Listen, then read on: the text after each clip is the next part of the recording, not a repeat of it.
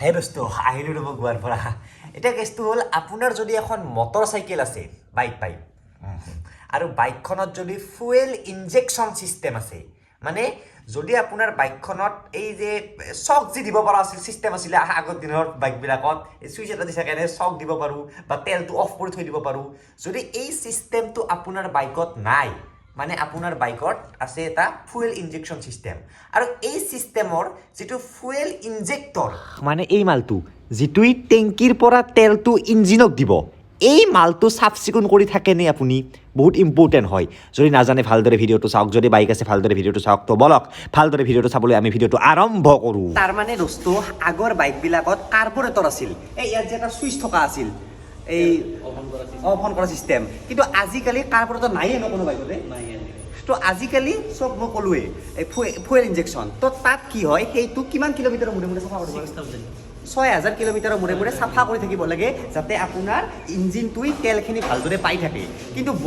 বহুত মানে সৰু সুৰা ডিলাৰ হওক বা ছাৰ্ভিচিং কৰিব গ'লে মানে নকয় কাৰণ এটা মেচিন লাগে এইটো চাফা কৰিবলৈ সেই মেচিনটো মানে সকলোতে পোৱা নাযায় তো আজি দেখাই আছোঁ কেনেকৈ এইটো কৰা হয় দাদা এই প্ৰচেছটোত কিমানমান টাইম লাগে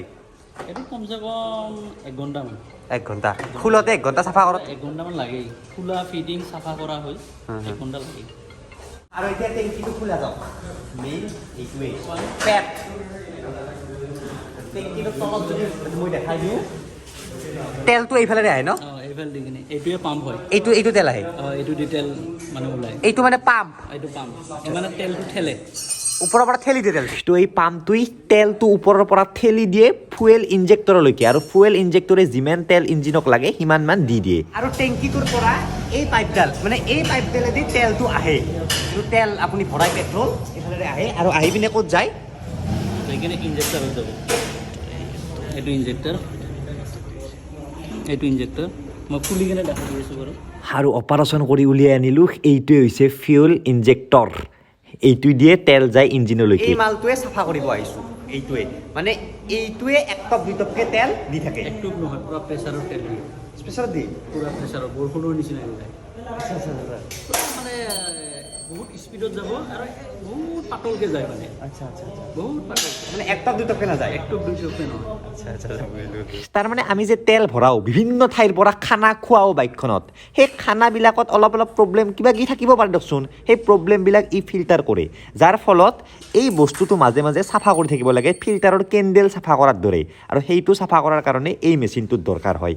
হা এইটো ফিউল ইনজেকশ্যন ক্লিনাৰ বুলি কয় তো দাদা এই মেচিনটো সকলো ডিলাৰতে নাথাকে ন সকলো ডিলাৰত নাই তো কিছুমান মানে নিৰ্দিষ্ট ডাঙৰ স্পেচিয়েলি ডিলাৰতে ডাঙৰ ডিলাৰ আমাৰ গুৱাহাটীত আপোনাৰ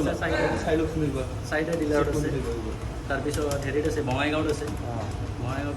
আৰু বেলেগ গাড়ীৰ মডেলৰ কাৰণে বেলেগ ফিউল ইনজেক্টৰ ক্লিনাৰ আহে মোৰ এফজেডৰ কাৰণে এইটো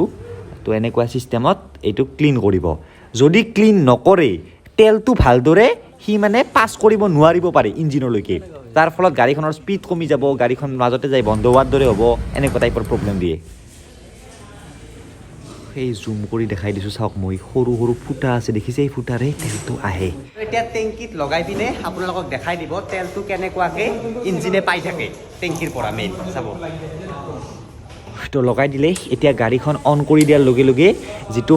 পাম্প আছিল টেংকিত সেই পাম্পে তেলটো দিয়া আৰম্ভ কৰিব আৰু তেলটো ইয়াত কেনেকুৱা ছিষ্টেমত আহিব চাব দিয়ক কেনেকুৱা ছিষ্টেমত পায় ইঞ্জিনে এনেকৈ পায় কি স্পীডত মাৰি দেখিছে কিন্তু একদম সৰু ফুটা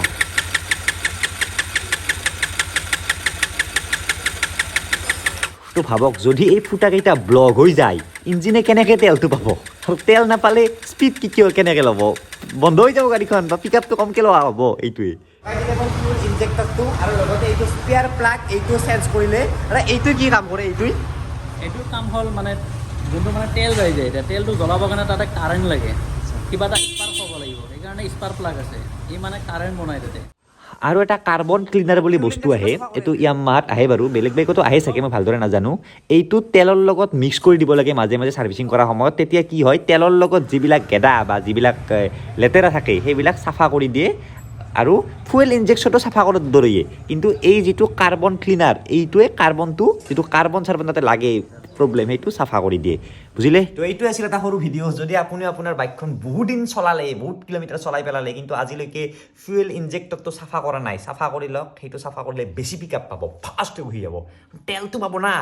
যদি এতিয়া আপোনাৰ প্ৰব্লেম হৈছে যে বাইকখন যাই বন্ধ হৈ যায় বা কেতিয়াবা ধাক ধাক মাৰে কেতিয়াবা ভালদৰে নাপায় মানে সেই খাদ্য নলীডালে ব্লক হৈ আছে সি আৰু কেনেকৈ চলে